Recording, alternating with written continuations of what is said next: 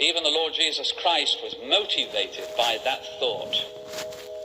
That's why he said in John 9, I must work the works of him who sent me while it is day. The night is coming when no one can work. There's an allotted span of time for you to do your life's work, and it's in that one life. That's why this question of only one life must have urgency. Only one life, lads, but so very brief. I'm not talking tonight about 1,000 years. If I was talking about 1,000 years, you might be able to live a little loosely to this subject and ignore it. I'm not even talking about 500 years. I'm not even talking about 200 years.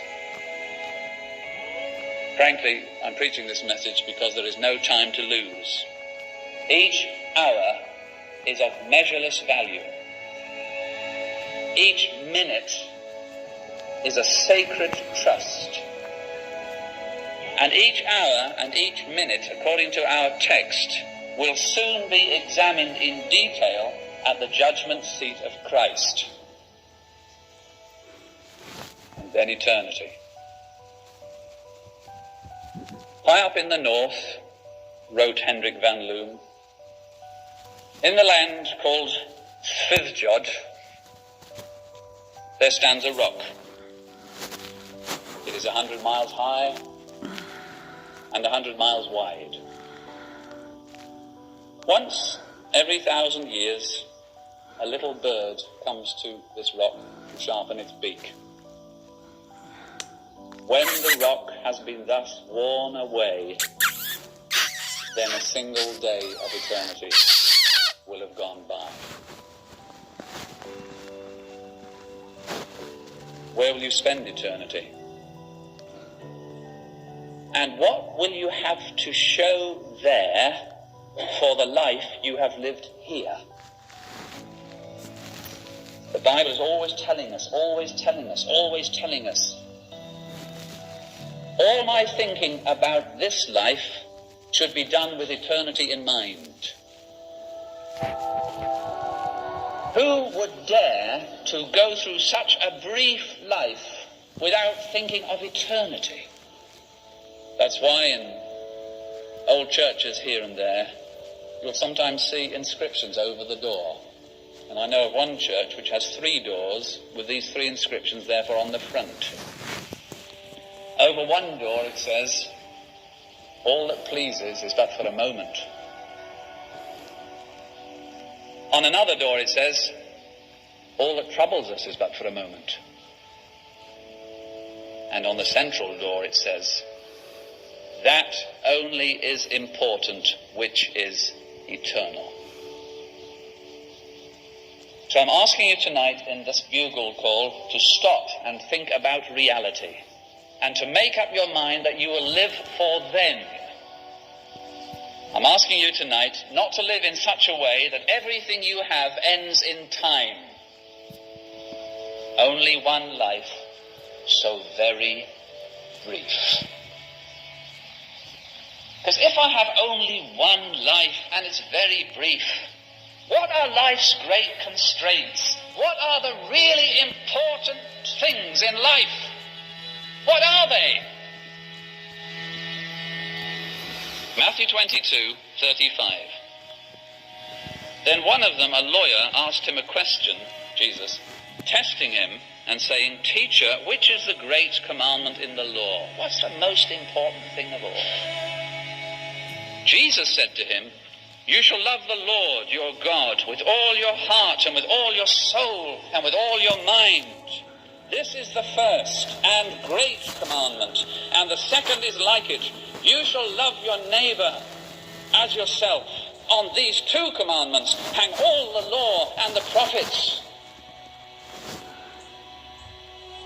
So Jesus showed us there what are life's great constraints. Love God, love your neighbor, love yourself. Because you have to love your neighbor as yourself. Let's take them now. Only one life, so very brief. But these are life's great constraints. These are the things which really matter. This is what the judge of the world said when he was here in the world. The one whose judgment seat we're going to. Love God. Love your neighbor. Love yourself. Self-preservation. Love God. If you don't love yourself, you would destroy people. You know who God is. You've heard it week after You week. hate yourself. Some of you since You childhood. really hate yourself. Or you wreck yourself, or you find yourself. And Some so of you don't. love the things of God. But do you love God? Some of you don't love God's people. But do you love God? Think of him. He's lovely in and of himself.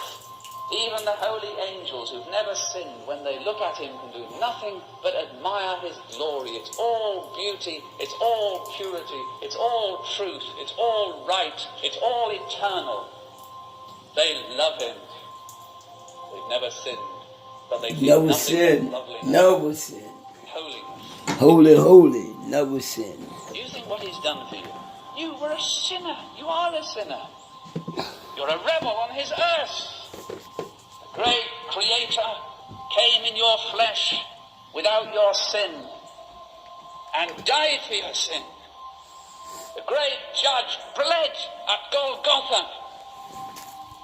The one who upholds everything by his own word was crucified for you, if you're a believer, for you. That's what Paul was thinking about when he wrote, "For the love of Christ constrains us, because we judge thus. If one died for all, then all died, and he died for all, that those who live should no longer live for themselves, but for him who died for them and rose again." That's what Betty Dusvan was thinking about when she wrote the old chorus. After all he has done for me, after all he has done for me, how can I do less than give him my best and live for him completely after all he has done for me? And the second is like it. You shall love your neighbor as yourself. Now we all fail here. You and me.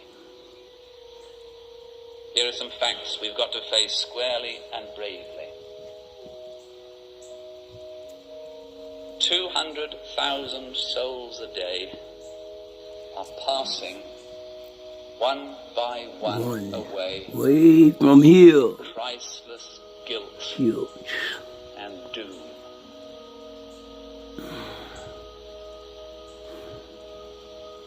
We live with an enormous joy in our hearts of being the ransomed children of God. Black guy, look at this black guy right here. Look at this black guy. Look at this black guy. Look at this black guy. Black guy. Hell. Look at that joint all up on my black like a boom.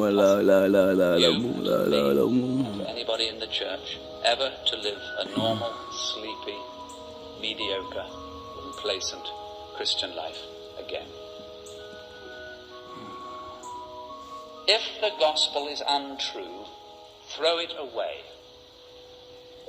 And if you sincerely believe and have determined that the gospel is untrue, why on earth are you here? But if the gospel is true, then surely it must be proclaimed. This generation of men and women and boys and girls will have to be reached by this generation of Christian men, Christian women, Christian boys and Christian girls. After death, the judgment. So how will we answer for the Great Commission? The Great Commission. Love your neighbor, says Jesus. And then he says, you shall love your neighbor as yourself. Self-preservation. So we're to love ourselves. What's staggering about selfish people is that they don't love themselves enough. Because they don't put their best interests first. I want to talk to Christians, and I want to talk to myself as a Christian. Do you know that it's possible for your soul to be saved and your life to be wasted? Can I say that again? Do you know that it's possible for your soul to be saved and your life to be wasted?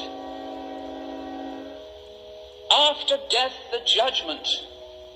What will count then? What will count? What's in my best interests? Well, it's in my best interest to love God and love my neighbor. A young man had been converted just a few weeks and died. Other Christians in his bedroom heard his closing words. Must I go and empty-handed? One of them, telling that to a Christian friend, moved that Christian friend to sit down and write the old hymn which older folk in the church will